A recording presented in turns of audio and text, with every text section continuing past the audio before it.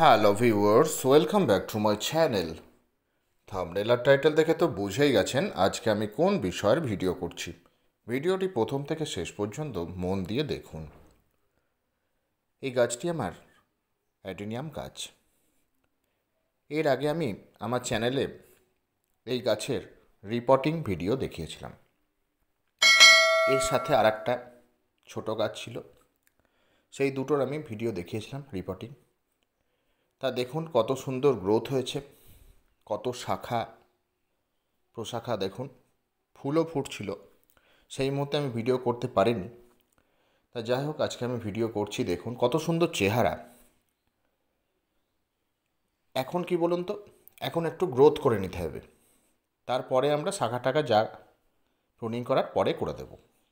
এখন জাস্ট একটু বাড়িয়ে নিতে হবে গাছ। তা এত সুন্দর সবুজ চকচকে পাতা, কি খাবার দেব সব কিছুই দেখুন। তাই এর মাটিটা একটু আলাদা হয়,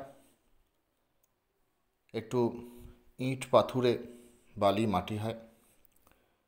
আমার চ্যানেলে অনেক অ্যাডেনিয়াম সংক্রান্ত ভিডিও আছে, চাইলে আপনারা দেখে নেবেন। আর আগের ভিডিওটা আমি ডেসক্রিপশান বক্সে লিঙ্ক দিয়ে দেব। তা আজকে আমি খাবার প্রদান করব এই গাছে।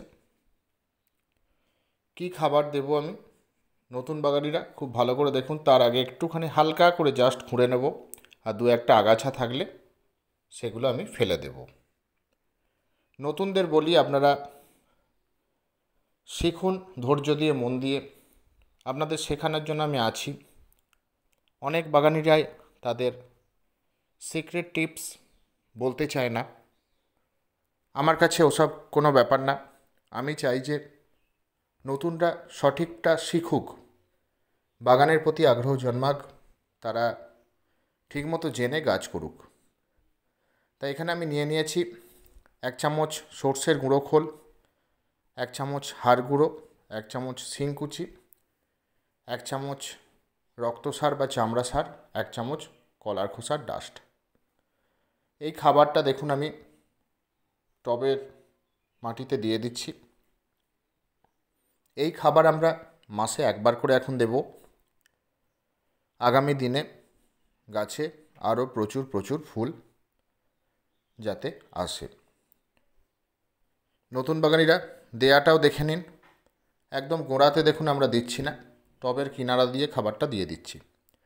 অবশ্যই মাটি আগের দিন ভিজিয়ে নেবেন। এখানে যদিও জৈব সার পরিমাণ একটু বেশি হয়ে গেলেও অসুবিধা নেই। রাসায়নিকে আমাদের একটু সঠিক পরিমাণ জেনে ব্যবহার করতে হয়। তা এইটা কিন্তু আমাদের মাথাতে রাখতে হবে।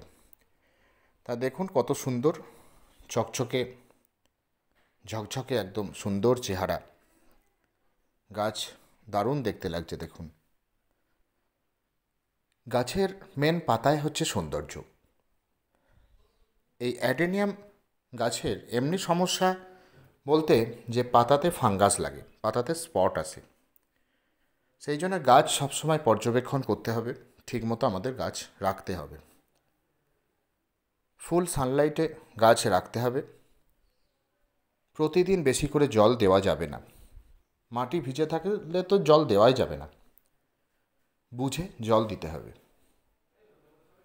আর আমাদের যাতে গাছ ভালো থাকে, গাছে কোনো ফাঙ্গাসের অ্যাটাক না ঘটে, সেই জন্য আপনাদের কী করতে হবে, ফাঙ্গিসাইড স্প্রে করতে হবে।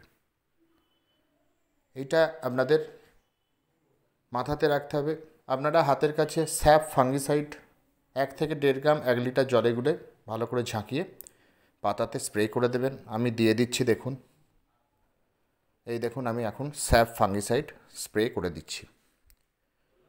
বর্ষার যখন আসবে তখন আমরা ফাঙ্গিসাইডটা চেঞ্জ করব।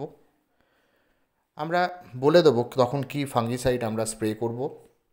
এখন আপাতত স্যাপ ফাঙ্গিসাইড আমরা স্প্রে করে দিচ্ছি। এটা আমরা মাসে 2 বার স্প্রে করব, মানে 15 দিন অন্তর। তাহলেই গাছের পাতা খুব ভালো থাকবে।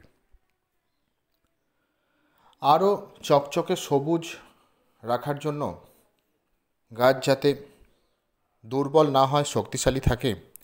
সেই জন্য আমরা কি করব, যে এপসাম সল্ট বা ম্যাগনেসিয়াম সালফেট 2 গ্রাম 1 লিটার জলে গুলে ভালো করে ঝাঁকিয়ে পাতাতে স্প্রে করে দেবো মাসে একবার।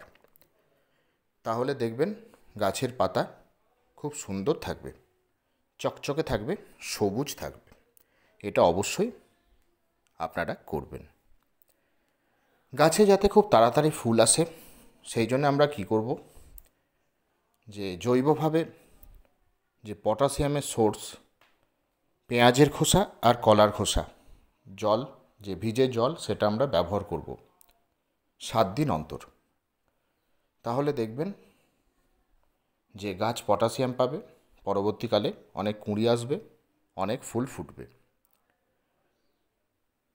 বর্ষা মানে যে মেঘলা দিন ছাড়া যে আবহাওয়া যদি ভালো থাকে, রোদ্দুর থাকে, তাহলে আপনারা কি করতে পারেন, খুব পাতলা করে খোল পচা সাথে ডিএপি দানা একসাথে পচিয়ে আপনারা, এটা যেহেতু 10 ইঞ্চি টব, 1 গ্লাস করে ব্যবহার করতে পারেন, খুব পাতলা করে খোল পচা।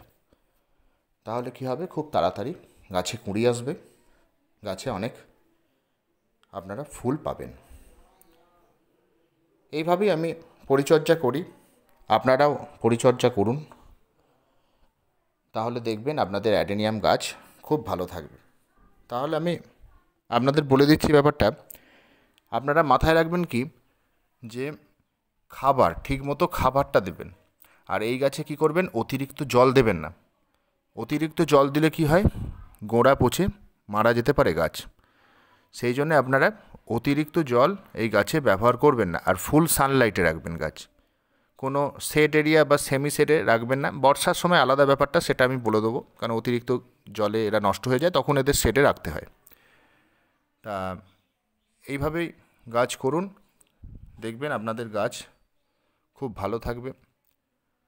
আর এমনি রোগ পোকা বলতে কি, যেটা তো বললাম আমি, ফাঙ্গাসের উপদ্রব হয়, গাছের পাতা নষ্ট হয়ে যায়, অতিরিক্ত জলে অনেক সময় পাতা হলুদ হয়ে যায়, বা ম্যাগনেসিয়ামের অভাবে পাতা হলুদ হয়ে যায়, সেগুলো তো আমি বললামই। আবার অনেক সময় কি হয়, দেখা যাচ্ছে যে আপনাদের বাগানে অন্যান্য গাছ আছে, আপনাদের বাগানে দেখা যাচ্ছে যে মিলিবাগ অ্যাটাক হয়েছে বা অন্যান্য পোকামাকড়ের অ্যাটাক হয়েছে, তখন অনেক সময় আশেপাশে গাছ থাকলে গাছে চলে আসে।